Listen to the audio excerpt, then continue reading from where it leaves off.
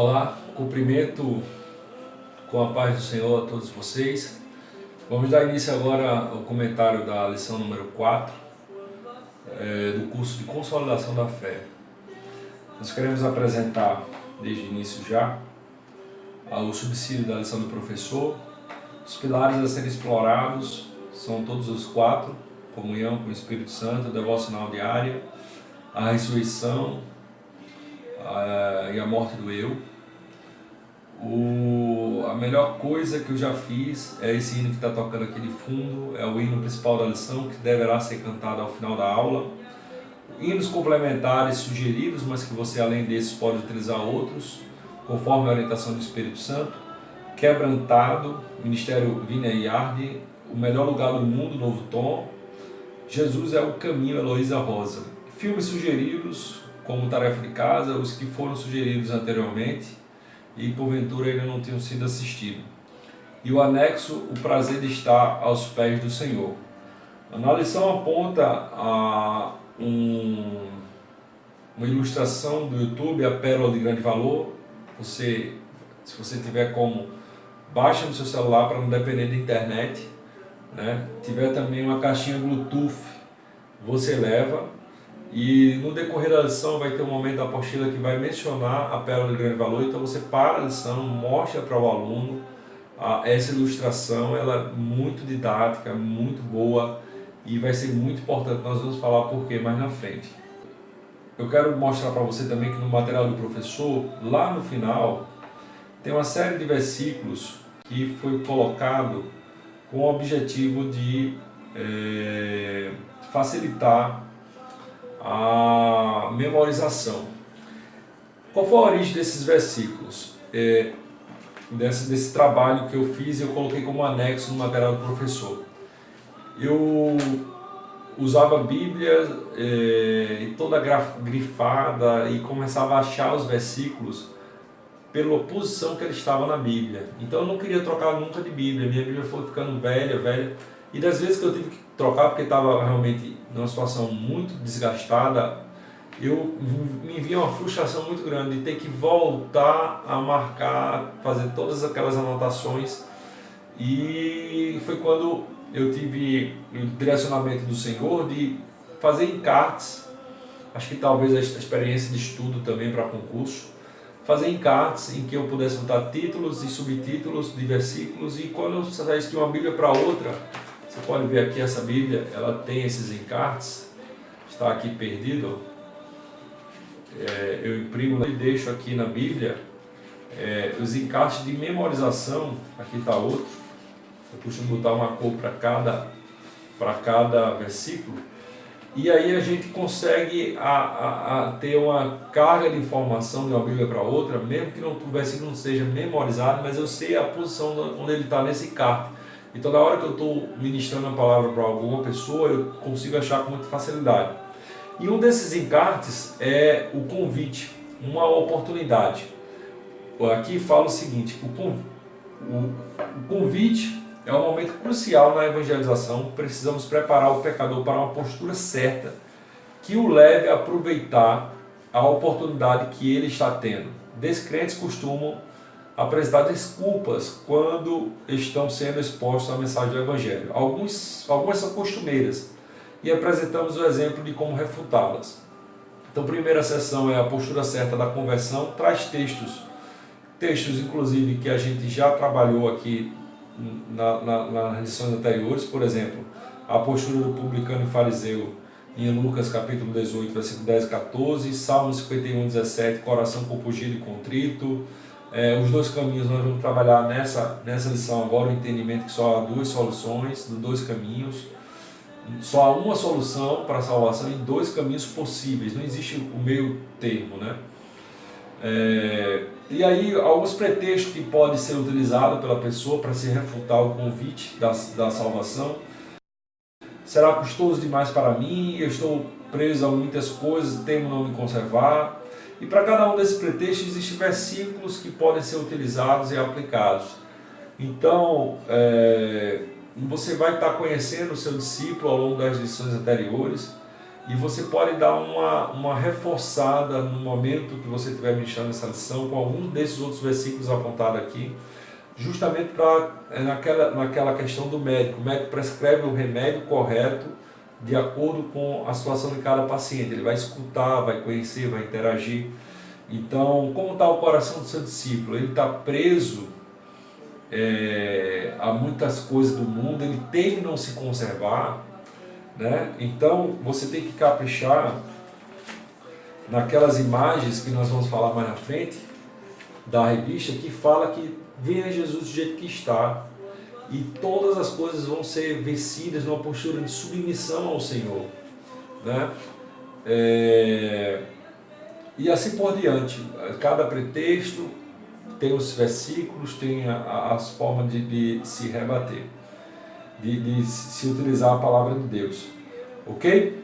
Mas vamos lá, vamos voltar aqui para a nossa lição, voltando ao destaque da apostila do professor, o propósito da lição. Toda aula temos que ter o nosso propósito, nosso objetivo: levar o aluno a tomar ou ratificar sua decisão de professar a sua fé em Jesus Cristo como seu único, como seu Senhor e Salvador, único e suficiente Salvador. Então, caso ele já tenha tomado, muitas vezes o novo convertido que decide na igreja, ele não tem o entendimento do Evangelho, né? E com o processo da consolidação da fé, ele vai edificando a sua fé. Nessa lição ele vai poder ratificar a decisão que ele tomou. E se ele não tomou ainda a decisão, o objetivo dessa lição é colocar a pessoa, sensibilizar ela do papel do homem, do livre-arbítrio que Deus deu, e da oportunidade que ela está tendo de entrar no plano que Deus tem para a vida dela. Plano que começa com arrependimento, que passa pela redenção da cruz do Calvário, e que o Espírito Santo vai passar a habitar na vida dela e transformar ela de dentro para fora. Então, é importantíssimo você perceber se cada uma das etapas anteriores foram bem construídas, e se o seu discípulo, se o seu aluno está convicto de que Deus criou todas as coisas, que todas as coisas foram formadas para o louvor da glória de Deus, e que o ser humano só pode se encontrar e ser feliz se voltar para o Deus que o criou. A melhor maneira de encontrar a felicidade nós temos um vazio que somente Deus, somente Jesus pode preencher. Jesus é o alvo da nossa adoração, Ele criou, Ele mantém todas as coisas, nós existimos para o louvor da sua glória. O pecado nos afastou de Deus, sobre nós recaiu a justiça, manifesto contra os nossos pecados, é manifesto dos céus a justiça de Deus, trazendo condenação a todos os homens. A ira de Deus é uma expressão da sua santidade. Não há qualquer esperança para nós em nossas boas obras. Todo senso de justiça própria tem que ser vencido no coração do seu discípulo. Se for o caso, relembre todas as lições, relembre de novo o anexo, justiça e santidade de Deus. É preciso ele ter convicto da missão de Jesus, que realmente ele é o Messias, ele é o Filho de Deus que morreu por nós. Convicto da mensagem da ressurreição, que é preciso ele responder com urgência, que de fato Jesus está à porta, as palavras de Jesus foram confirmadas por Deus.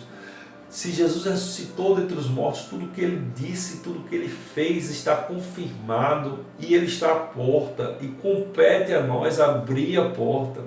É preciso relembrar a ele o compromisso assumido no início do discipulado, de abrir a porta para Jesus entrar. Compromisso esse que na lição número 1 a gente orou, reforçando esse compromisso. Na lição número 2 ele se quebrantou, pediu perdão, cantou o hino Renova-me, durante as devocionais, os louvores. O compromisso, a lição número 3, ele descobriu as boas novas da salvação, que a salvação mediante a graça é um ato suficiente, basta que nós nos arrependemos dos nossos pecados e creiamos em Jesus, na sua salvação conquistada na cruz. Tanto por tudo isso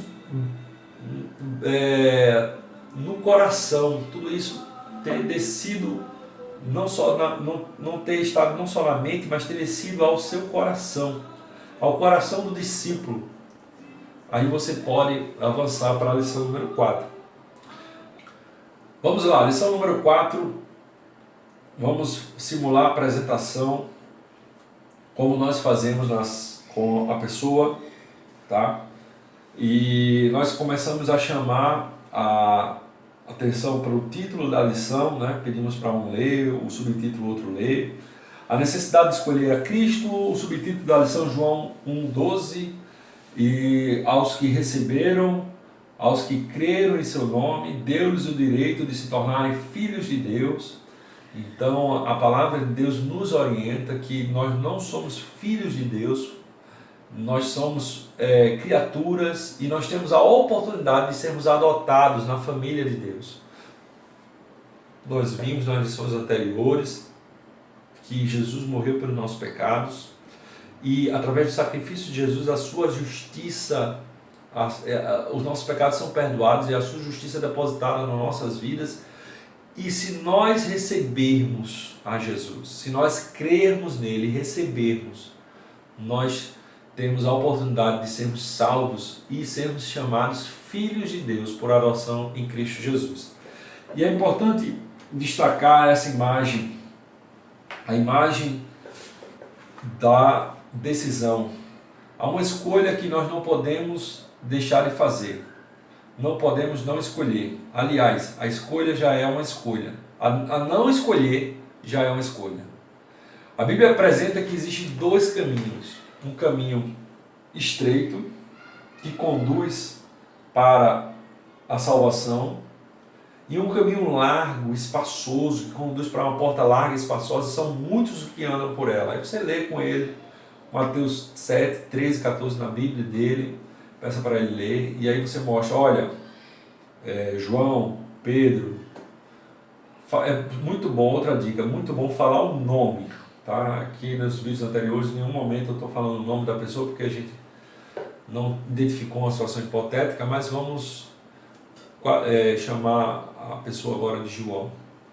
João, a Bíblia deixa muito claro que só existe dois caminhos, não existe um meio termo. Perceba que essas palavras são as palavras de Jesus. Não existe alguém que diz, amanhã eu vou decidir. Ele já está decidindo, ele já está no caminho largo, não existe um meio do caminho. Entendeu? Então é sensibilizar ele para isso. Na vida nós temos que escolher muitas coisas, escolher o que estudar, escolher a carreira profissional, com quem se relacionar, com quem casar, o momento de ter o filho. São várias coisas que nós devemos escolher, mas em relação à salvação, Deus colocou também a salvação condicionada à escolha do homem. Ele deu o livre-arbítrio ao homem, e o homem pode escolher entrar no caminho estreito, crer no Senhor Jesus, entregando sua vida a Ele como Senhor e Salvador da sua vida. E nós vamos falar um pouquinho sobre isso, que é ter Jesus como Senhor, que é ter Jesus como Salvador, um pouco mais à frente. E nesse momento, João, para você entender o convite de Jesus, a proposta de Jesus para o reino de Deus, nós vamos ler Mateus 13, 44, 46, que é a parábola do tesouro escondido e da pérola de grande valor. Você lê a passagem com o seu discípulo, com o seu aluno, pergunta a ele o que ele compreendeu da passagem e fala que você tem um recurso para ajudá-la a compreender. A lição tem um recurso. Como está na lição, você pergunta se ele estudou, se ele viu, né? E caso ele tenha visto, você pode voltar a ver ou apenas perguntar o entendimento dele, né? E mostra lá a ilustração do YouTube, que é aquele comerciante que entra naquela loja e encontra uma pérola de grande valor, mas a pérola vai custar tudo o que ele tem. A chave do carro, a propriedade, a aposentadoria, todo o dinheiro na poupança, todos os seus patrimônios, e de repente ele sai todo realizado, feliz por ter alcançado a pérola de grande valor. E aquele dono da estalagem que representa Deus chama ele e diz, olha, está aqui, você pode levar. Agora nunca esqueça que a partir de hoje você é um mordomo. A partir de hoje você tem que administrar sua vida tendo a mim como Senhor. Eu vou governar a tua vida. Então, o reino de Deus, João, ele só pode ser alcançado por aquelas pessoas, ele é alcançado pela fé e em crer. Mas essa fé bíblica, Jesus disse, aquele que crê em mim, como diz as Escrituras, a fé bíblica é a fé que nos faz render a nossa vida completamente aos pés do Senhor, ao ponto de consagrarmos tudo que nós temos para o louvor da glória do Senhor. E no coração, a gente pode simbolizar, você pode desenhar para o seu discípulo lá o coração e um eu no centro do coração. E encontrar o reino de Deus é tirar o eu do comando e colocar Cristo, simbolizado pela cruz, no comando, e o eu fica lá de fora. E assim como aquela passagem da Pérola do Grande Valor, aquela ilustração, nós iremos servir, né? Só uma ressalva, por que é tão importante essa passagem da Pérola do Grande Valor? Porque mostra que a salvação ela não é um ato de concepção de credo teológico, de acreditar que Jesus, não, ela passa por isso, mas ela é um ato de rendição, é um ato de alguém que está disposto a perder sua vida, a negar-se a si mesmo, a morrer para si mesmo, a entregar tudo quanto tem, estar rendido aos pés de Jesus.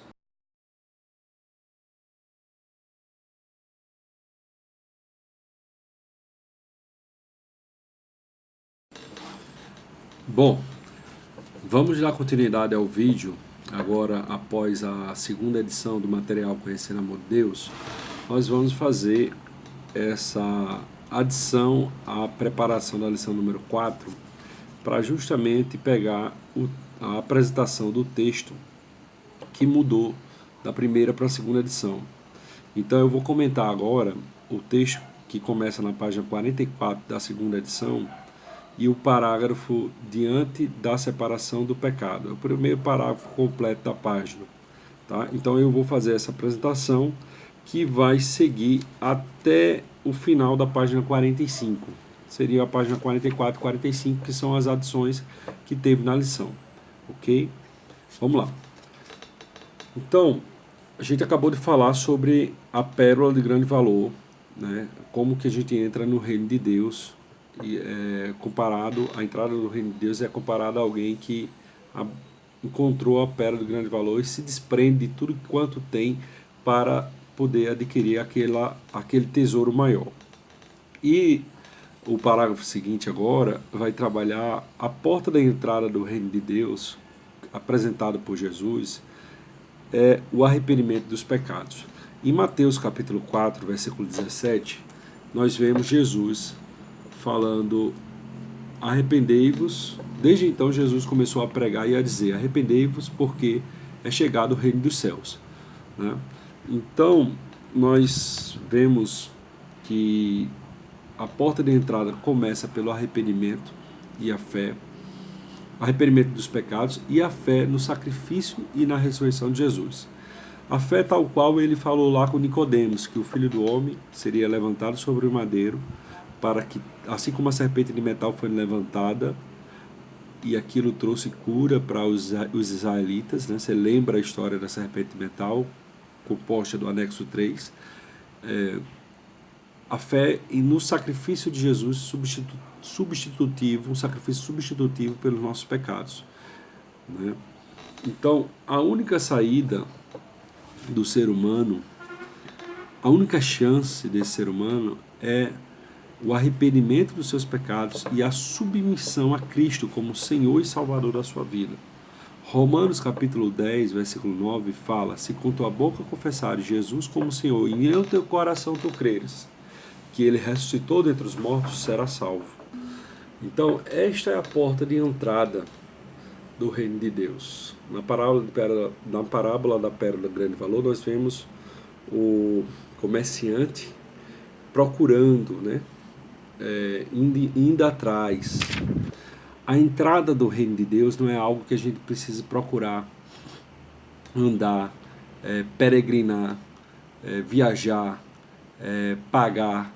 Não, é algo que se processa dentro do coração, é algo que se processa dentro de nós, a partir de uma do arrependimento dos seus pecados, da confissão de Jesus como Senhor da sua vida e a crença profunda no coração de que tanto Jesus morreu pelos seus pecados, como que na identidade de Jesus, no grande eu sou, que se encarnou, se fez homem, sendo Deus, se fez homem, morreu em morte de cruz e ao terceiro dia ressuscitou dentre os mortos. Então, essa confissão a Jesus Cristo como Senhor da sua vida é uma atitude de arrependimento de pecado, uma atitude de submissão, de entregar o comando da vida ao senhorio de Cristo, tal qual acontece na Pérola de Grande Valor, que nós rendemos tudo, entregamos tudo em busca do reino, em busca da pérola. Romanos capítulo 10, versículo 9, trabalha isso no momento que fala confessar Cristo como Senhor absoluto e também como Senhor das nossas vidas, né? E a partir de uma experiência profunda do coração, de crença no que Cristo fez na cruz, na identidade de Jesus, na sua ressurreição e entrega das nossas vidas a Jesus. Então, prosseguindo, nós vemos no próximo parágrafo que Jesus não veio chamar os que se consideram justos. Ele veio chamar os pecadores. Está lá em Mateus capítulo 9, versículo 13, diz assim: porque eu não vim chamar os justos, mas os pecadores ao arrependimento. O que é que cabe aqui sempre na leitura bíblica, em vez de a gente citar e dizer o que significa, cabe aqui um diálogo, uma interação, evitar que a aula seja um monólogo. Então esse é um versículo muito bom para você perguntar o que é que você acha que Jesus quis dizer com esse versículo, né? Então a pessoa vai pensar e vai dizer a opinião dela. E aí, se estiver certo, você parabeniza, né? Certo ou errado você parabeniza, mas você destaca e aprofunda o entendimento da resposta apresentada. Então, nesse texto, Jesus está mostrando que não é que existe pessoas justas diante de Deus. Nós já estudamos na lição número 2, e todos pecaram, todos estão afastados de Deus. E todas as nossas boas obras diante de um Deus tão santo não passam de trapos de imundícia. Mas, apesar de diante de Deus não existir nenhum justo sequer, perante o coração do homem, perante a convicção de cada pessoa, algumas pessoas podem se achar justas, podem se achar que não precisa passar pela experiência do nascer de novo, ela já nasceu boa, né? Ela não precisa ter um encontro com Cristo, ela já tem Cristo. Então Jesus disse: olha, eu não vim para essas pessoas que se consideram justas, normalmente são pessoas fortemente religiosas, né? São pessoas ou ainda que não religiosos praticantes, mas que tenham tradições religiosas em seus corações. Então, eu não vim para pessoas que se consideram justos, eu vim para pessoas que entendem a miserabilidade do seu pecado, a miserabilidade da sua condição espiritual e que estão dispostos a passar por um processo de arrependimento, de conversão genuína, que, em outras palavras, é o processo do novo nascimento, também falado por Jesus para Nicodemos, né? Então ele trabalha essa ideia aqui em Mateus capítulo 9, versículo 13, e ele ilustra isso muito bem quando fala do fariseu e do publicano. Ele conta uma parábola e fala: teve 2 homens que se apresentou diante de Deus num templo. O fariseu, ele bate no peito, levanta o rosto e fala com prepotência, com arrogância, com soberba, e se comparando ao outro miserável pecador, que não era como ele. Já o pecador bate no peito, não tem condição de olhar para cima, se humilha, se quebranta, reconhece o seu pecado e pede a misericórdia de Deus. Então Jesus pergunta: quem dos dois você acha que vai sair justificado da presença de Deus? E é exatamente isso, porque a porta de entrada do reino de Deus passa pelo arrependimento. E o grande erro do fariseu é não entender que ele também era um miserável pecador, tal qual o outro publicano.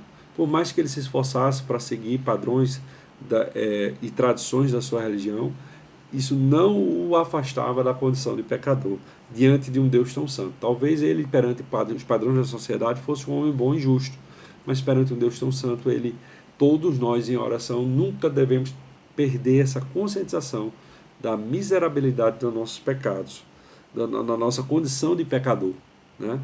E continua aqui na lição. Então, Jesus demonstra na história do fariseu e publicano, e Jesus comissiona a igreja a pregar a mensagem do arrependimento. Vejamos o que tem lá em Lucas capítulo 24, vamos ler até o versículo 46 para você ver o contexto. E disse-lhe Jesus, isso é a grande comissão que Jesus fez aos discípulos após a sua morte e ressurreição. Antes dele ser assunto aos céus, ele comissiona os discípulos a pregar a palavra, a fazer discípulo em todas as nações. E Lucas, ele dá o detalhe do conteúdo dessa mensagem. Veja que interessante. Porque Lucas capítulo 24, versículo 46 e 47. E disse-lhes, assim está escrito, assim convinha que o Cristo parecesse e ao terceiro dia ressuscitasse dentre os mortos. E em seu nome se pregasse o arrependimento e a remissão dos pecados em todas as nações, começando por Jerusalém. Então, Jesus pregou a mensagem do arrependimento para se entrar no reino dos céus. Ele pregava, arrependei-vos porque é chegado o reino dos céus. Né? João Batista, antes dele, já pregava dessa forma. Jesus direcionou a forma de entrarmos no reino dos céus a partir de uma postura de arrependimento, contando aquela história do fariseu e do publicano. E Jesus comissionou, ordenou que a igreja pregasse a mensagem do arrependimento. Porque é dessa forma que a gente pode entrar no reino dos céus. Né? Provérbios capítulo 28, versículo 13, tem uma expressão, tem um ensinamento muito proveitoso para esse momento. Diz lá, o que encobre as suas transgressões nunca prosperará, mas o que confessa e deixa alcançará a misericórdia. Então, quem se apresenta diante de Deus como uma pessoa justa, na verdade ela está encobrindo a transgressão. Porque qual homem que não peca por palavras, ações, pensamentos e omissões? Né? Mas quando nós confessamos e temos uma postura de arrependimento, de deixar a prática, que começa a partir de uma postura de confissão, esse alcançará a misericórdia. É isso que Provérbios fala. Né? E essa atitude de arrependimento nós podemos ver nitidamente, tem a nota de rodapé da nossa lição, aqui no final da página 44, a nota de rodapé número 12, faz menção à vida de Zaqueu. Eu não sei se você conhece a história de Zaqueu, que Zaqueu era um publicano que subiu numa árvore por ser muito pequeno, quando Jesus passava com a multidão. Então Jesus nunca interagiu com Zaqueu antes, mas Jesus conhecia Zaqueu pelo nome. Ele fala Zaqueu, ele para o andar da multidão, o cortejo da multidão, olha para cima da árvore e fala, Zaqueu, desce depressa, porque hoje convém jantar na tua casa. E depois do decorrer desse jantar, Zaqueu se constrange. Zaqueu, e a Bíblia fala isso, que a graça de Deus, o amor de Deus, ele nos constrange. E Zaqueu espontaneamente se levanta e fala, mestre, eu espontaneamente vou vender metade dos meus bens e dar aos pobres. E se alguma pessoa tem um defraudado, eu irei restituir 4 vezes mais. Então ele confessa ali uma mudança de rumo, uma inversão do rumo da sua vida. Ele expressa ali uma atitude de arrependimento. E interessante que, ao ver essa atitude de arrependimento, Jesus, ele testifica a salvação de Zaqueu. Somente nesse momento, Jesus fala, hoje entrou salvação nessa casa. Né? Então, a gente não pode testificar a salvação somente com o ato de alguém professar com sua boca que deseja receber Jesus como Senhor e Salvador.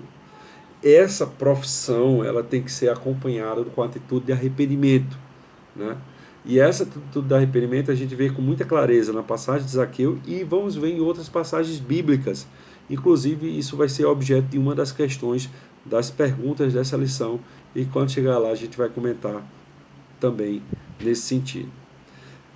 Prosseguindo, nós vemos que o reino de Deus, o próximo parágrafo fala, ele não nos pede para formarmos dentro de nós um alto padrão de justiça, né? Isso é um grande erro.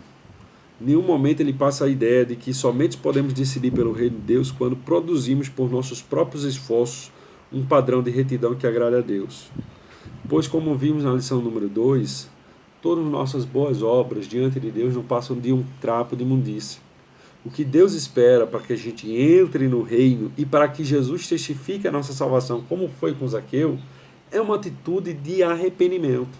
É o arrependimento dos pecados e a crença que Jesus morreu e ressuscitou dentre os mortos, como diz Romanos capítulo 10, versículo 9, como já vimos, né?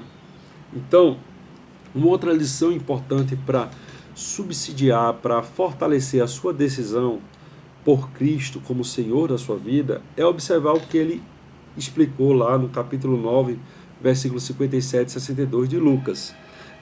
Está no parágrafo, nos dois parágrafos da página 45, peço para que você vire a sua página, você vai sempre acompanhando, direcionando o seu aluno na conferência do conteúdo na página correspondente na lição, né? E lá nós vemos o seguinte, certa vez, no capítulo 57, que Jesus vinha percorrendo e uma pessoa falou, seguir-te-ei por onde quer que fores. Ele estava disposto a seguir a Jesus e tornar um seguidor de Jesus. Entretanto, Jesus volta para aquele rapaz e fala, as raposas têm os seus covis e as aves dos céus os seus ninhos, mas o Filho do Homem não tem onde reclinar a cabeça. Então, a revista comenta o significado dessas palavras de Jesus para aquela pessoa. A gente pode ler, você pode pedir para o seu aluno ler, né? E diz lá, no versículo 58, ao responder a manifestação de alguém que lhe disse, Senhor, te seguirei para onde quer que for, Jesus argumenta, as raposas têm suas tocas e as aves dos céus têm os seus ninhos, mas o Filho do Homem não tem onde repousar a cabeça. Jesus desafiou aquele homem acerca da seriedade da sua decisão, como se dissesse, você sabe o que a sua decisão envolve? Você realmente está disposto a tornar-se meu discípulo? Você pensou bem nisso? Já considerou as implicações? Já calculou o preço? Você tem consciência? Ou seja, a nossa decisão não pode ser tomada de forma leviana. Jesus quer que a gente pondere, Jesus quer que a gente analise para ver se realmente a gente está disposto. Porque naqueles dias, seguir Jesus significava uma tremenda privação, literal, porque Jesus não tinha nem onde reclinar a cabeça muitas vezes, como ele fala aqui na passagem do homem. E nos nossos dias, seguir a Jesus tem um significado também muito profundo, significado de inversão completa, de uma vida voltada para o eu, voltada para os prazeres, voltada para a sua própria vontade, uma vida de autonomia e uma submissão, é uma rendição completa, é uma venda completa de todos os nossos faculdades, todas as nossas propriedades aos pés do Senhor Jesus, para que Ele governe como Senhor. É negar a si mesmo, é morrer para si mesmo, é carregar a cruz, todos os temas que nós vamos aprofundar melhor na lição número 6 do curso, mas é algo muito sério, não deve ser tomado uma decisão de forma leviana, né? Mas nós deixamos exatamente para a lição número 4, esse momento da tomada da decisão, porque nós consideramos ser o momento propício para a tomada dessa decisão. Primeiro porque nós passamos já pela lição número 1, em que nós tivemos a completa identificação da identidade de Jesus como Senhor, como Deus que se encarnou, que morreu por nós, por nossos pecados, e que ao terceiro dia ressuscitou. Nós vimos a evidência da ressurreição de Jesus a partir do martírio dos apóstolos. Nós vimos o filme que trabalha lá a credibilidade das Escrituras, ou seja, o quanto que a fé cristã ela é robusta, ela é sólida, quanto que você pode ter convicção daquilo que você não vê, convicção daquilo que se espera, né? Nós vimos a compreensão da miserabilidade do pecado humano, do quanto que o nosso pecado nos condena diante de Deus, nos afasta de um Deus tão santo, como que a santidade de Deus reflete sobre nós em formato de ira. Nós vimos a providência que Deus fez na lição número 3, ao colocar Jesus como cordeiro para morrer pelos nossos pecados. Nós vimos a lição o anexo 3 da serpente de metal, da forma como a gente pode olhar para o Cristo na cruz, crer como o único e suficiente Salvador, ou seja, nós compreendemos a grande mensagem do Evangelho. E a compreensão da mensagem do Evangelho, acompanhada pela postura de arrependimento dos seus pecados, é a porta de entrada para o reino de Deus. De forma que hoje, com a compreensão que o curso trouxe até hoje, você pode tomar sua decisão sem ser de forma leviana. Você sabe já o que Deus fez por você, o quanto que você é pecador e o que significa entrar nesse reino a partir de uma postura de rendição. É lógico que nós vamos estudar a palavra de Deus, nós vamos ver já no anexo 4 dessa lição lições importantes para estruturar a nossa fé e o nosso crescimento espiritual, mas do mesmo jeito que Jesus fala nessa passagem de Lucas capítulo 9, versículo 57, nos versículos de 58, nos versículos seguintes ele fala que essa decisão, a decisão que não pode ser leviana, ela também não pode ser postergada. Ela não pode ser tratada mais para frente. Vejamos. Na passagem, você lê com ele, versículo 58 fala: disse a outro, segue-me. Mas ele respondeu, Senhor, deixa que primeiro vai enterrar meu pai. Mas Jesus lhe observou, deixa os mortos enterrar os seus mortos, porém tu vai e anuncia o reino de Deus. Disse-lhe também outro, Senhor, te seguirei, mas deixa-me despedir primeiro dos que estão em minha casa. E Jesus lhe disse, ninguém que lança a mão no arado olha para trás, e é apto para o reino de Deus. Ou seja, Jesus está aqui defendendo que a decisão de entrada do reino de Deus tem que ser uma decisão imediata. A revista, imediata, firme e incondicional. A revista vai comentar, né, aqui esse versículo 59, fala o seguinte: vemos um homem que professa a disposição para tomar a decisão, mas tem algo para fazer antes. Talvez você esteja imaginando a necessidade de resolver algumas pendências antes da sua decisão. Como pode ser demonstrado pelo seguinte exemplo? Sim, aí você pode ler junto com ele, ou pode pedir para ele ler. Aí, continuando. Sim, quero segui-lo, mas espere só um pouquinho. Espere um pouquinho. Tenho uma solicitação anterior. Deixe-me primeiro cuidar dela e depois eu seguirei. Tenham boas intenções. Dê-me só apenas um tempinho. Assim como aquele homem, talvez você pense, primeiro tenho que aproveitar a minha vida. Ou tenho situações que preciso resolver antes. Não faça dessa forma. Pois Jesus, através da sua palavra, nos convida a tomarmos uma decisão firme, imediata e incondicional. Então, a Bíblia diz, se hoje ouvides a voz do Senhor, não endureçais o vosso coração. Então, o mesmo Jesus que fala que essa decisão não pode ser tomada de forma leviana, ele também fala que essa decisão precisa ser imediata, firme e incondicional para quem tem a compreensão, para quem crê nele como Senhor e Salvador e para quem entende a necessidade do arrependimento e da conversão na sua vida. Então, nessas palavras de Jesus, nós vemos instruções importantíssimas para exercermos o desafio dessa lição, da necessidade de escolhermos a Cristo.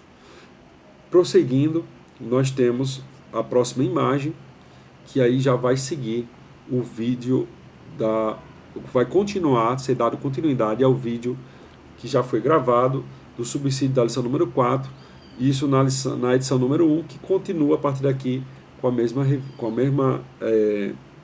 conteúdo, ok? Né? E você, após falar a pérola do grande valor, pode destacar para ele essa imagem. A palavra de Deus revela que Jesus é o caminho que nos leva ao céu. Né? É o caminho. Você pode aqui dar o seu testemunho no decorrer dessa lição, o Espírito Santo vai tocar e vai mostrar, não necessariamente nesse ponto, mas no decorrer da lição você pode relembrar o seu testemunho. Aliás, o seu testemunho já deve ser dado no decorrer das outras lições. Quando aparecer a oportunidade, você vai compartilhando. Você vai compartilhando o seu testemunho. Quando você vai falar, for trazer sensibilidade ali do pecado, da urgência de responder a Deus, a condenação do inferno, você pode mostrar que você também teve um tempo que conduziu sua vida cegamente e não queria saber das coisas de Deus, até que se encontrou com Deus. E você pode dar o testemunho para mostrar quão tem sido maravilhoso e gratificante servir a Deus nesse caminho, alcançar a pérola de grande valor, quanto isso tem representado para a sua vida, como você tem se doado ao reino de Deus, né? E você fala nessa imagem aqui na mão de Jesus, né? De maneira nenhuma Jesus obriga alguém a se tornar cristão. Ouçamos o que ele diz. João 5,39 fala: examinai a Escritura, porque nas Escrituras elas testificam de mim, e vocês vão ter nas Escrituras a vida eterna. Contudo, João 6,40, vocês não querem vir até mim para ser salvos. Então, aquelas pessoas que ele estava falando, eles não estavam dispostos a ler a Bíblia, a examinar. E Jesus estava ali expressando uma lamentação e permitiu que ele não forçou, ele não coagiu ninguém. Ele é educado, né? Aquela imagem lá na outra página, que é a imagem lema do nosso curso: eis que estou à porta e bato. Se alguém ouvir a minha voz e abrir a porta, entrarei em sua casa e cearei com ele, ele comigo. Ele está lá de fora do nosso coração. Ele espera, de fato, que com esse entendimento do Evangelho que você já tem hoje, de que Jesus é o Filho de Deus, é o próprio Deus que criou todas as coisas pela palavra do seu poder, que se fez carne, habitou entre nós, morreu pelos nossos pecados, ao terceiro dia ressuscitou. A condição de pecado nossa diante de um Deus tão santo, tão justo. Ele espera que, diante desse entendimento do Evangelho, das boas novas, você queira abraçar o reino de Deus. Esteja pronto a perder tudo quanto você tem. Não que você vai vender nada, mas o Senhor vai passar a ser, Jesus vai passar a ser o Senhor da sua vida. Você vai ser apenas um mordomo. E você está disposto a abrir a porta para que Jesus entre, né? Você pode trazer uma ilustração. Em alguns momentos eu uso, e vai depender de cada caso, uma ilustração que Jesus bateu na porta da pessoa e a pessoa quis dar apenas um quartinho. Disse: ô Jesus, vem cá, seja bem-vindo. E a pessoa deu um quartinho para Jesus dormir lá no final da casa dele, quartinho da empregada, que a empregada trabalhava durante o dia e à noite não estava. E ele: não, durma aí, Jesus. E aí na noite o Satanás bateu na porta, não, porque Satanás não bate na porta. O único que bate na porta é Jesus. A Bíblia diz que o ladrão veio para roubar, matar e destruir, e Jesus ele bate na porta do nosso coração e espera a nossa resposta. Satanás só espera uma brecha. Aqui tem uma janela, Satanás só espera uma janela aberta. Se abrirmos uma janela, ele entra. Se dermos lugar ao pecado, à imoralidade, Satanás entra para destruir a nossa vida, né? Mas nessa história, Satanás veio e tocou terror na casa, destruiu tudo que tinha pela frente, com exceção do quartinho que Jesus estava. Aí, no outro dia, o rapaz: mas Jesus, eu convidei você para estar na minha casa e você permitiu que tudo isso acontecesse comigo. Aí Jesus disse: olha, o que você entregou nas minhas mãos eu tomei conta, né?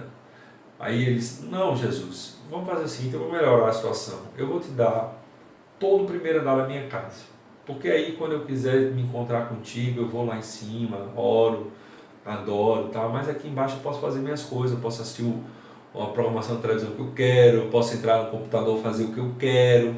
E não vai ficar tão bem, né, Jesus? Você está me vigiando, me controlando esse tempo todo. Então, você fica lá em cima e quando eu quiser ter um contato contigo, eu vou para lá para cima. Quando não, eu estou aqui embaixo. Mas pelo menos agora você vai ter a metade da minha casa, todo o primeiro andar, tá? É o local que eu durmo, o local que eu acordo. Você vai estar por lá comigo, tá ok, Jesus? Jesus, na dele, na outra noite, Satanás veio e destruiu todo o térreo e mais uma vez ele confronta Jesus. Mas Jesus, você não achou suficiente eu ter dado todo o meu primeiro andar, eu durmo contigo, eu acordo contigo. Jesus disse, rapaz, você tem que entender que você precisa dar a chave da sua casa precisa ser entregue. Eu preciso ser o dono. Parábola do tesouro escondido, da pérola de grande valor. Somente que você entender que o reino de Deus custa tudo que você tem, é que de fato eu posso marcar sua vida com sangue. Lembra a passagem do Cordeiro na Páscoa, que o sangue foi vertido e o anjo da destruição não fez diferença, não pôde entrar?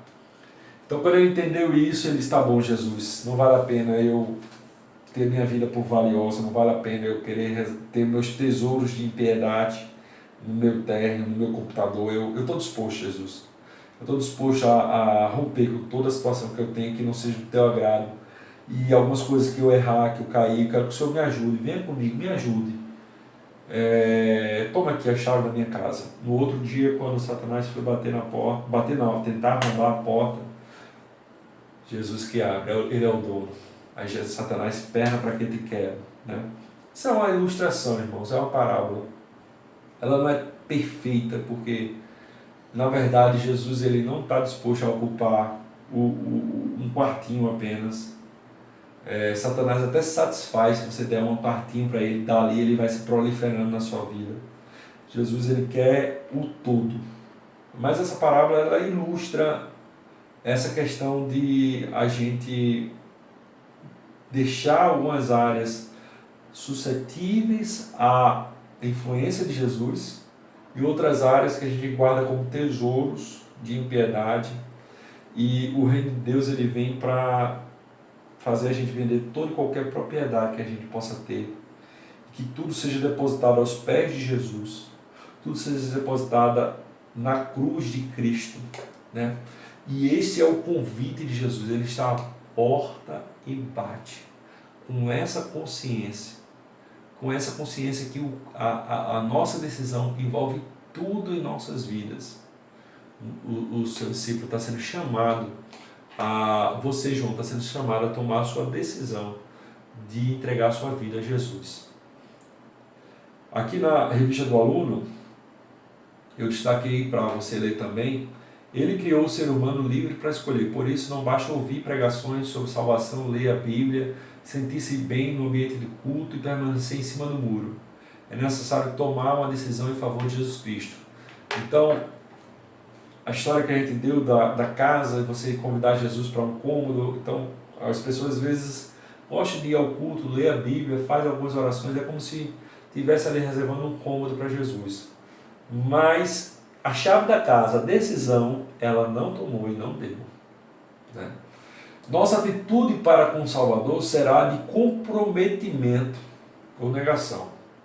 Mais uma vez, não existe meio termo. Seja muito claro, ou você vai se comprometer com Jesus, ou você vai ter uma postura de negação. Você vai gostar de alguma pregação, fazer alguma oração e tal, mas você vai negar o compromisso que Jesus chama de abraçar o reino, da pérola de grande valor, de vender, de se despir tudo para alcançar uma vida com Jesus, né? De obediência ou desobediência, de entrega ou resistência, de submissão ou independência, de gratidão ou indiferença. Não há meio termo. Sendo assim, é necessário você receber a Cristo como Senhor e Salvador, conforme Romanos capítulo 10, versículo 9. E aqui nós entramos no versículo emblemático, que faz parte da formação do discipulador, né? Aqui na lição do professor, chama a atenção, está aqui o lembrete, nesse parágrafo, Quando chegar o momento da lição 4, leve o seu aluno a tomar um posicionamento acerca da salvação. Quando chegar no texto de Romanos 10:9, apresente os conceitos trabalhados no tópico 4, experiência e salvação, quarto pilar desse curso. Então, leia, antes de aplicar essa lição, leia o subsídio lá da formação do discipulador, da parte da ressurreição, a questão do texto de Romanos 10:9. É um texto riquíssimo e eu vou simular aqui como que eu faço a apresentação para ele. Tá? Romanos 10:9, deixa eu abrir aqui na tela do computador. Romanos capítulo 10. A Bíblia fala que a salvação, João, ela está muito perto da gente. Romanos capítulo 10, eu vou ler um pouquinho o contexto para você entender melhor o versículo 9. Diz assim, versículo 8: a palavra está junto de ti, na tua boca e no teu coração. Esta é a palavra de fé que pregamos. Então, a palavra da salvação está bem perto de você, João. É algo que pode ser processado pela sua boca e entendido pelo seu coração. A saber, João, se com a tua boca confessares Jesus como Senhor, se a tua boca confessares ao Senhor Jesus, e no teu coração creres que Deus ressuscitou dentre os mortos, serás salvo. O que é que nós encontramos aqui? Dois passos para a salvação. Quais são os passos? Vamos ler de novo, João? Tenta identificar. Diga aí, o que é que você entende? Aí você espera ele falar. E completa, corrige, acrescenta. Vamos lá. Isso mesmo, João. Confessar ao Senhor Jesus. Confessar Jesus como Senhor. O sentido aqui é Jesus como Senhor. Então, você precisa, ele está à porta. E ele entrar para cear envolve tudo na sua vida, envolve você abraçar o reino de Deus. No início do curso, a gente falou apenas uma postura devocional, mas hoje a gente entende que o compromisso que Jesus tem ao entrar não é só pegar o quartinho ou o primeiro andar, é tudo na nossa vida, é o reino de Deus, a parábola do rei, da pérola de grande valor. E professar Jesus, aceitar Jesus como Senhor, é ter Ele como dono da nossa vida, ter Ele como Senhor absoluto. É estar submisso à sua vontade, é procurar fazer a sua vontade. Isso é o primeiro passo. O segundo passo é crer não somente com a mente, um credo religioso, mas é crer no sacrifício substitutivo de Cristo. É crer que Deus confirmou tudo o que Ele falou e fez, e que Ele ressuscitou ao terceiro dia. É crer na salvação de Cristo no Calvário, na cruz do Calvário. E isso desceu ao coração. É ter convicção da ressurreição de Jesus. E que é urgente, que de fato Ele está à porta. E que de fato a nossa vida está perdida sem Deus. É uma profunda escuridão. E precisamos deixar Jesus entrar na nossa casa e ceiar conosco e confessá-lo como Senhor, entregando a nossa vida a Ele. Né? Então, essa é a experiência da salvação. Jesus nos chama para irmos a Ele como estamos, mesmo que estivermos cansados, presos, aprisionados e sobrecarregados. João, o que é que você entende dessas fotos aqui? Pessoas que estão presas, essas prisões aqui simbolizam pecado.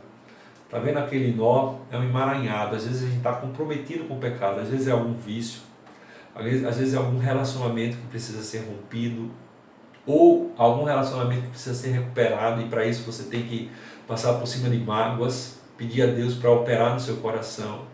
Aquele que tem a Jesus não pode andar em trevas. Mas tudo isso, João, você tem que vencer com a postura de rendição. Qualquer embaraço, qualquer pendência a ser resolvido em nossos relacionamentos, qualquer comprometimento que possamos ter com as coisas do mundo, a gente não precisa desfazer desse comprometimento para depois aceitar Jesus. A gente é chamado pela palavra de Deus para ir a Ele como estamos. Tudo isso deve ser enfrentado numa postura de submissão, de rendição, de dizer, aquele exemplo da casa, né? Senhor, está aqui a chave da minha casa. Quero que o Senhor seja o meu Senhor. Mas tu sabes, Senhor, que eu ando fazendo algumas coisas, mas eu quero que o Senhor me ajude. Eu não quero mais fazer, eu quero te honrar. E aqui, meu irmão, você pode dar o seu testemunho. Né? como que Cristo atuou na sua vida, alguns embaraços que você pode ter tido na sua vida e como a sua decisão de dar um sim para Jesus, honrar Jesus, fez com que uma força começasse a atuar de dentro para fora. Se hoje ouvides a voz do Senhor, não endureçais o vosso coração. Hebreus 4, 7. Sua participação é importante, pois ainda que a salvação seja obra da graça de Deus, cabe a você e a mais ninguém se posicionar em relação a Jesus Cristo. Jesus está à porta e bate, e você lhe ouvirá. Você ouvirá, João? Você responderá? Você abrirá a porta da sua vida? Perceba, João, que você é chamado para dizer um sim para Jesus. Perceba que agora você está sendo chamado, convidado a fazer parte do projeto de Deus. Por isso estamos aqui. Não hesite, João. Siga em frente. Venha aprender mais sobre esse projeto. Lembrei de um exemplo que posso testificar da minha vida para você entender que você também pode utilizar os seus próprios testemunhos e ministrar na vida do seu aluno para que ele corra para os pés de Cristo, independentemente da situação que ele esteja envolvido. Quando eu aceitei Jesus, eu lembro que eu tinha 16 anos de idade e era um jovem que não conseguia estudar. Assim, quando eu sentava, parecia que tinha formiga na cadeira e eu não conseguia passar mais do que 10 minutos lendo um livro. Então era muito ansioso e só queria saber de brincar, farrear, e tinha um esquema de fila que em cima dessas filas eu vinha passando de ano, entrando e saindo. Eu chegava na hora da prova e eu no dia de prova tinha qual é o quadro geral de uma criança? É estudar quando que o Pedro não assista esse comentário. É o quadro geral de uma criança é estudar na hora, pelo menos na semana da prova, né? Eu não queria nem anotar qual era os dias da prova e qual prova era. Quando chegava lá, eu resolvia filando, aí pressionava as pessoas para passar a fila, e tinha outros amigos que também era o mesmo ritmo meu, e sempre foi assim, irmãos. E quando eu me converti, foi nítido e claro. Essa imagem aí desse emaranhado, eu vi que eu precisava honrar a Deus nos meus estudos. Mas como é que eu ia honrar a Deus se eu não conseguia estudar? Aí vem a postura de submissão. Dizer: Senhor Jesus, eu não sei como é que vai ser. Eu não sei se eu vou ter que fazer 10 anos a mesma série, se eu não estudar, eu não vou passar. Se eu não filar e não estudar, eu não vou passar. Eu não consigo estudar, mas eu quero te honrar. Então, eu quero que o Senhor me ajude. Então, eu honrei a Deus, eu entreguei a Ele tudo que eu tinha, entreguei a Ele minha posição de servo, de filho, de obediência. E eu pedi ajuda a Ele. Eu decidi entregar a chave da casa na mão dele. E Deus fez um milagre. Aquela ansiedade que eu ficava ao sentar para ler, com pouco tempo, assim, com um piscar de dedo, no espaço de uma semana, a minha família se maravilhou. Como era que eu estava parado, estudando, coisa que eu nunca vi eu estudando dentro de casa. Minha mãe, para você ter ideia, pagava professor particular para mim. O professor particular, nos primeiros dias de aula, já vinha para ela: olha, eu não vou nem querer receber, porque o dinheiro que você está me pagando é um dinheiro perdido. Não vou mais vir dar aula ao seu filho não, porque esse menino não tem concentração, é muito ansioso, não adianta eu receber e não ter ensinado nada, ele não se concentra. Então era um caso sério, irmãos, e resolvi confiar no Senhor. Entrega teu caminho ao Senhor. Esse versículo, né? Entrega teu caminho ao Senhor, confia nele e o mais ele fará. Postura de rendição, de submissão. E Deus fez um milagre. A partir daí eu comecei a me destacar em ótimas notas tanto na finalização do segundo grau, como no vestibular, na universidade, nos concursos públicos. Deus honrou a minha confiança, a minha dedicação a Ele, mesmo não sabendo o que ia acontecer, né? Então, a mesma coisa acontece com as outras situações, seja uma mágoa, seja um ressentimento, que você diga assim, eu não sei como, mas eu vou buscar em Ti, que o Senhor me ajude, eu quero perdoar, tomar a decisão de perdoar. Seja um relacionamento que alguém mantenha extraconjugal, que você sabe que precisa desfazer, mas você não vê como fazer, mas você se submeter aos pés de Jesus, dizer, Jesus, governe a minha vida, vem transformar a minha vida. Amém? Então fica aí esse desafio de você testemunhar com a sua vida, a sua confiança de se render aos pés de Cristo, como Ele te ajudou, como isso vai influenciar. A discipulado é muito influência, né? Isso vai ajudar muito o seu discípulo a tomar a decisão dele também.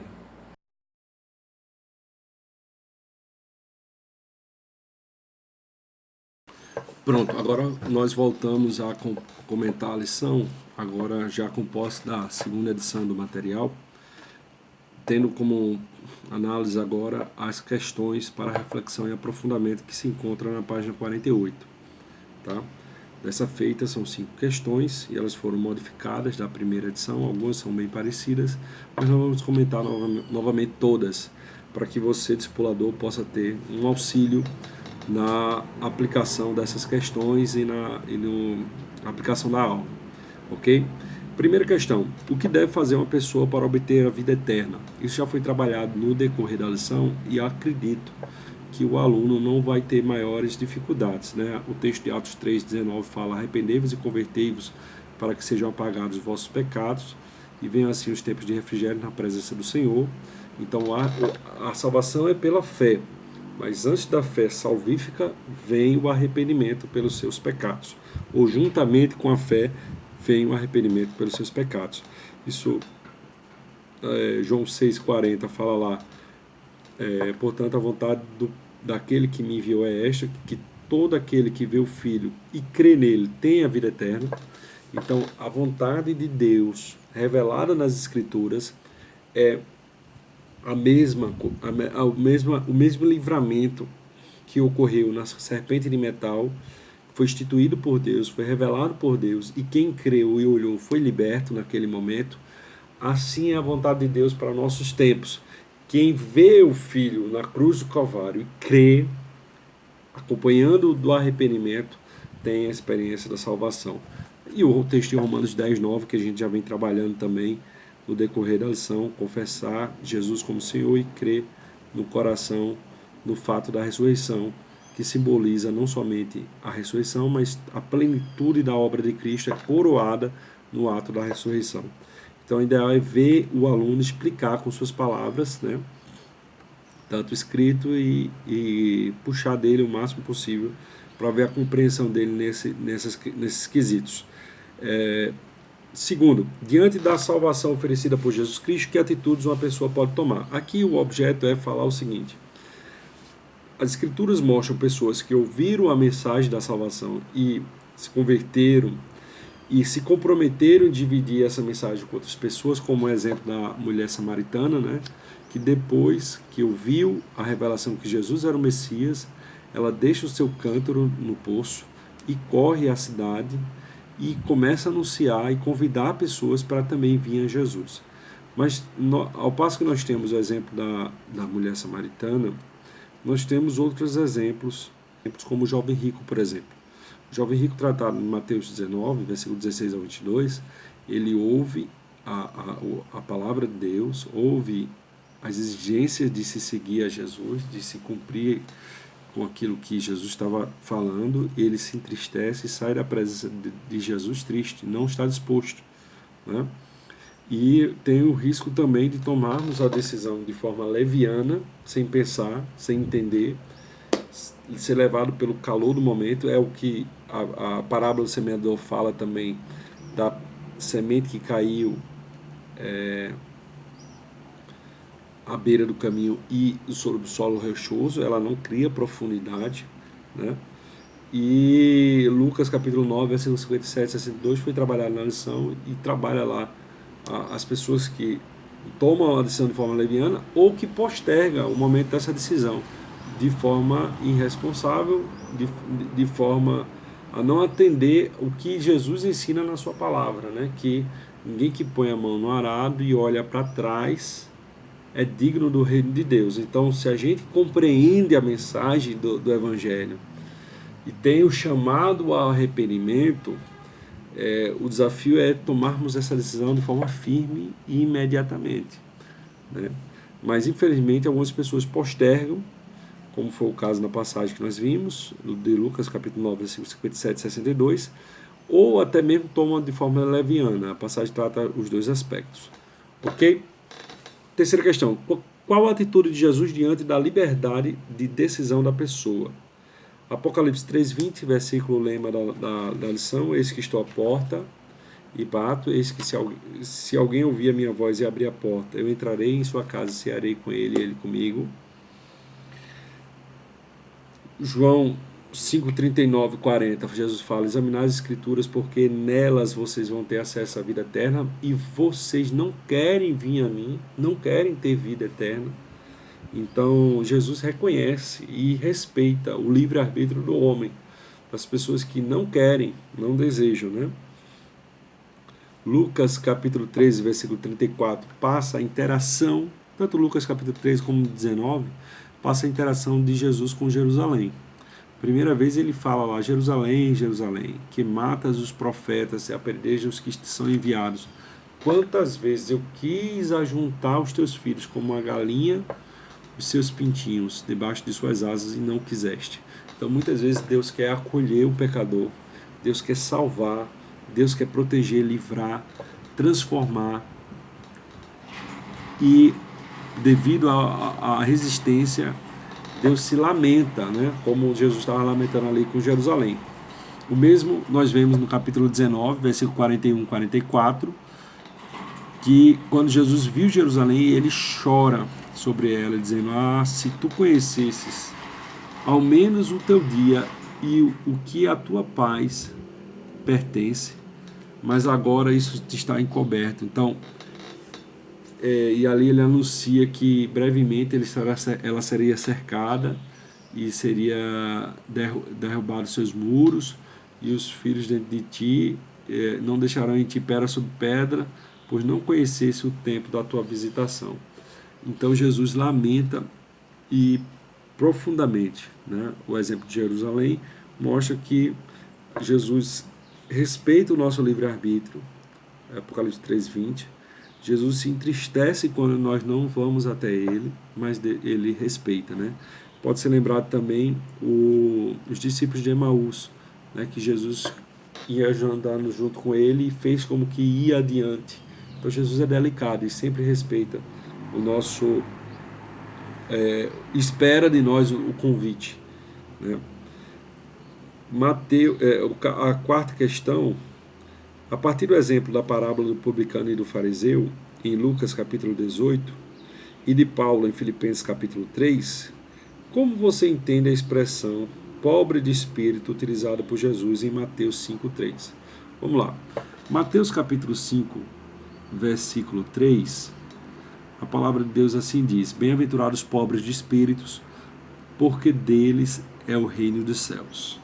Então, essa compreensão de que Jesus fala da pobreza de espírito, porque deles é o reino dos céus, é uma compreensão muito importante para consolidar e fortificar o entendimento dessa lição, né? Nós temos como referência a interpretar essa expressão o exemplo do publicano e do fariseu. O publicano, que era o cobrador de impostos, representava o maior dos pecadores. O fariseu, que era um homem religioso, que se esforçava para cumprir com as tradições religiosas, ele representava o maior dos religiosos. Então, o fariseu se vangloriou, se orgulhou, se apresentou com soberba diante de Deus. Já o publicano se empobreceu, se humilhou, se quebrantou, apresentou a Deus um coração contrito, né? E nesse exemplo, nós fizemos uma anotação aqui, deixa-me ler.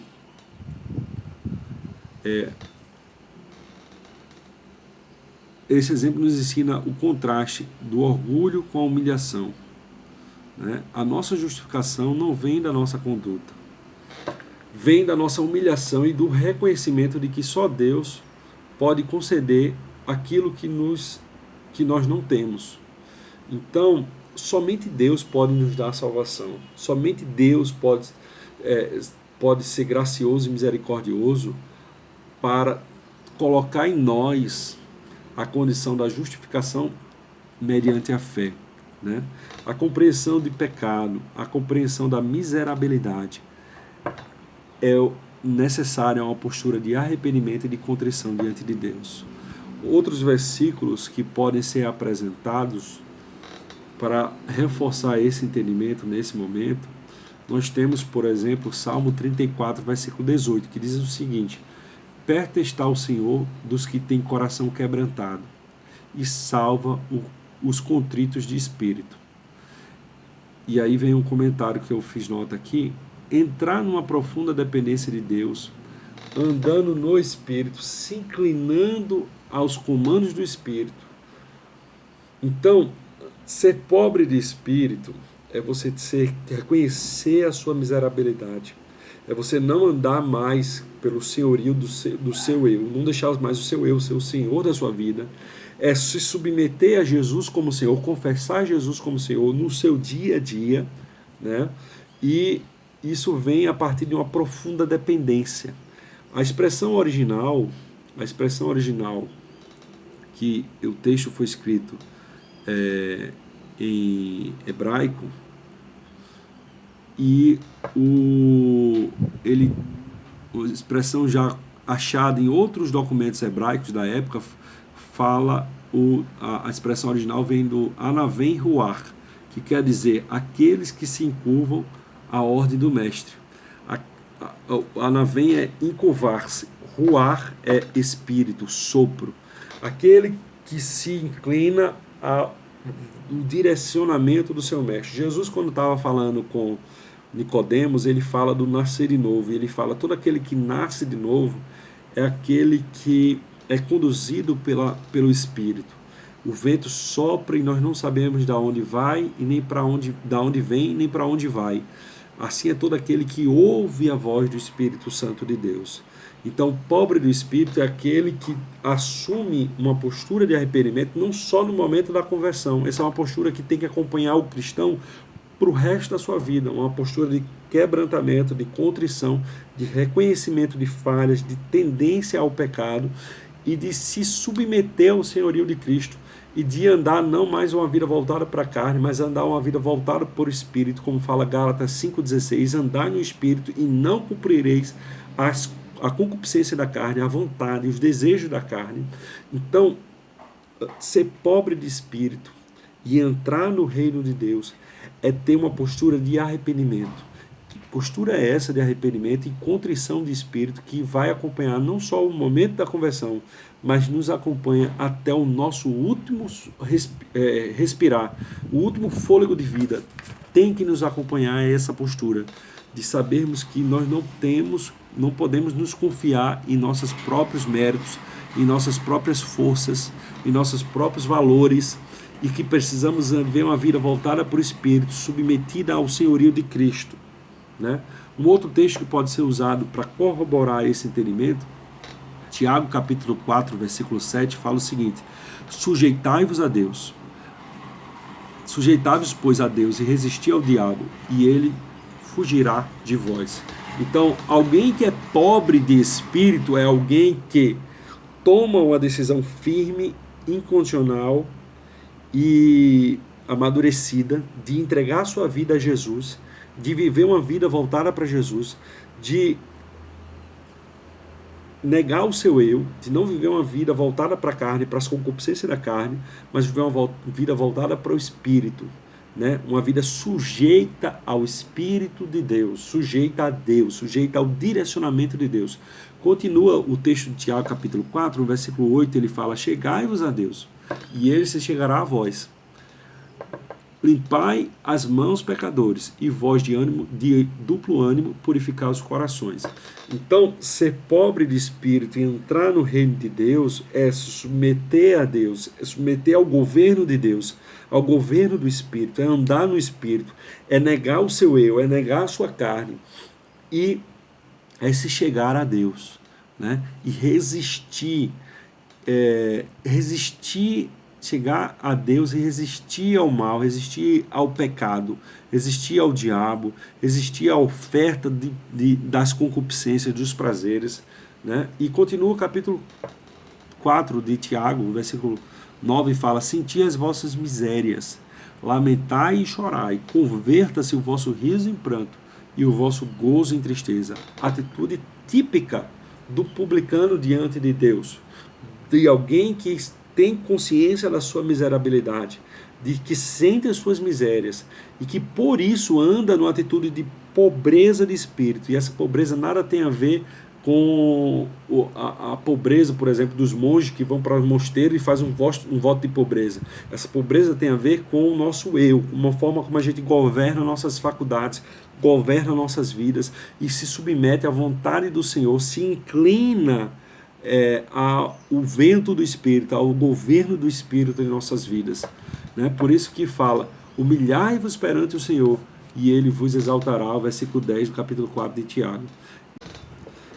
Completando a questão 4, fazemos menção também ao exemplo de Paulo, em Filipenses capítulo 3, versículo 4 ao 9, em que Paulo fala que aos olhos do humano ele tinha muitas razões para se gloriar na própria carne, mas pelo conhecimento de Cristo, ele considerou todas essas razões como um esterco, como escória, como algo sem nenhum valor, para que ele pudesse obter a justiça dele, não que vem da lei, mas pela justiça que vem da fé em Cristo, a justiça que vem de Deus pela fé, né? Então Paulo mostra aí exatamente a compreensão de que, apesar de humanamente falando, ele poderia se gloriar por prerrogativas e qualidades e atributos, mas ele considera tudo como perda, tudo como algo sem valor, né, para que ele pudesse obter a salvação mediante a fé. É mais um aspecto que contrapõe o exemplo aí do fariseu, na parábola do fariseu e publicano, e que demonstra a pobreza de espírito, né, de alguém que compreendeu a salvação mediante a fé e que nada tem a ver com as suas ações, as suas obras, o seu currículo, o seu conhecimento, a sua religiosidade, né, mas sim pela postura de pobreza, de contrição de espírito, arrependimento e fé em Jesus. Então, são subsídios para você enriquecer essa expressão do pobre de espírito, importantíssima, né? Espero que possa ter, você faça nota aí dessas outras passagens e você pode intensificar isso lá com o seu aluno. Questão 5. Tomando como referência o tópico participação comunitária no anexo dessa lição, explica a importância para a vida cristã, o desafio de congregarmos em uma igreja local, observando os textos de Hebreus capítulo 10, versículo 24 e 25, capítulo 13, versículo 7. Então, nesse texto, nós vamos estar conectando, relembrando o que foi tratado, o que será tratado, nem relembrar, né? Nós estamos antecipando o que será tratado no anexo 4 da revista, né? Então, caso ele não tenha lido ainda o anexo 4, você pode até postergar para comentar essa resposta depois que ele leu o anexo 4, tá?